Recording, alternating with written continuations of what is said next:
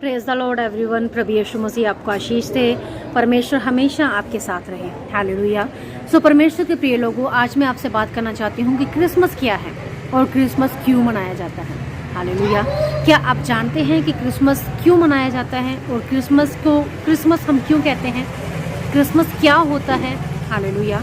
सो परमेश्वर के लोगों, परमेश्वर के वचन में लिखा है, जब परमेश्वर ने सारी सृष्टि की रचना की, परमेश्वर ने एक आदम और हवा को बनाया और परमेश्वर ने उन्हें एक अदन की वाटिका में रखा।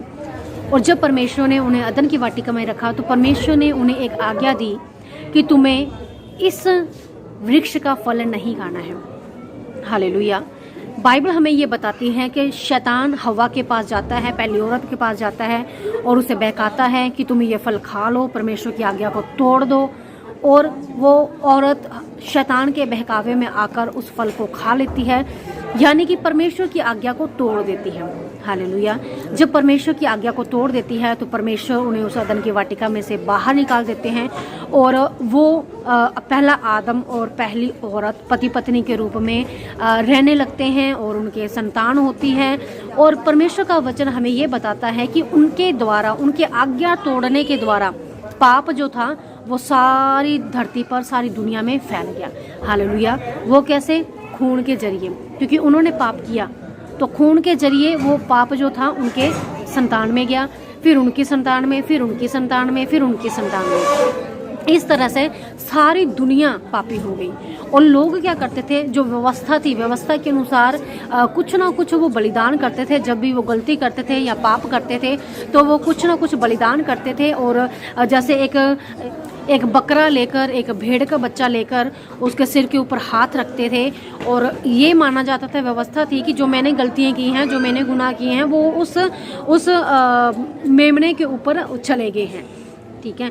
और फिर उसको परमेश्वर के सामने उनको बलिदान कर दिया जाता था, परमेश्वर के हजूरी में।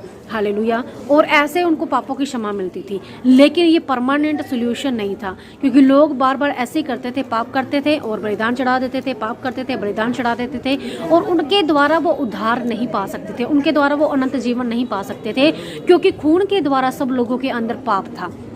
और पापी व्यक्ति जो है वो स्वर्ग राज्य में कभी भी नहीं जा सकता। जैसा कि परमेश्वर के वचन में लिखा है कि पाप की मजदूरी मृत्यु है, लेकिन धन्यवाद प्रभु यीशु मसीह में अनंत जीवन है। हालेलुया। हमारे परमेश्वर का धन्यवाद हो कि प्रभु यीशु मसीह में अनंत जीवन है। हालेलुया। सो परमेश्वर के लोगों, जब सारी दुनिया पापी हो गई तो किसी ना किसी का बलिदान चढ़ाना जरूरी था, क्योंकि वचन में ये लिखा है कि लहू के द्वारा सब चीजें जो थी वो शुद्ध की जाती थी, लहू को द्वारा, और सब चीजें लहू के द्वारा शुद्ध की जाती थी और इसलिए लहू बहाना जरूरी था। हालेलुया। और नहीं तो पापों की जो माफी नहीं थी, कोई उद्धार नहीं था। और लोग पाप करते और मरते और उनकी आत्माएं नरक में जाती। लोग पाप करते, मरते और उनकी आत्माएं नरक में जाती, हमेशा हमेशा हमेशा के लिए। अनंत जीवन नहीं था। हालेलुया। सो परमेश्वर के लोगों, परमेश्वर ने ये सोचा, बाइबल हमें ये बताती है कि परमेश्वर ने ये सोचा कि मैं इन दुनिया को बचाने के लिए क्या करूं, ये दुनिया जो है वो पाप से हट जाए, इनको मुक्ति मिल जाए, इनको उद्धार का रास्ता मिल जाए। हालेलुया। सो वचन ये बताता है, पवित्र बाइबल हमें ये बताती है कि परमेश्वर ने एक योजना निकाली कि परमेश्वर ने अपने रूप को धरती पर भेजा। हालेलुया। और एक स्वर्गदूत एक पवित्र कुंवारी के पास जाता है और उसे कहता है कि तू पुत्र जनेगी और उसका नाम यीशु रखना। वो अपने लोगों का, उनके पापों से उद्धार करेगा, वो दुनिया का उद्धार करता होगा। और जैसा कि प्रेरितों में भी लिखा है कि कोई और दूसरा नाम नहीं दिया गया है, स्वर्ग के नीचे मनुष्यों में कोई दूसरा और नाम नहीं दिया गया है जिसके द्वारा हम मुक्ति पा सकते हैं, जिसके द्वारा अनंत जीवन पा सकते हैं। हालेलुया। बाइबल हमें ये बताती है कि जो कोई प्रभु यीशु मसीह पर विश्वास करता है, अनंत जीवन उसका है। हालेलुया। इसलिए एक कुंवारी औरत के द्वारा प्रभु यीशु मसीह ने देहधारी होकर इस जगत में आए। हालेलुया। क्योंकि अगर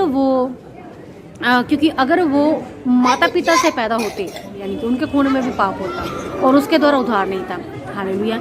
इसलिए परमेश्वर ने एक कुंवारी पवित्र लड़की को चुना जो वो उसके देहधारी, परमेश्वर उसके द्वारा देहधारी होकर इस जगत में है।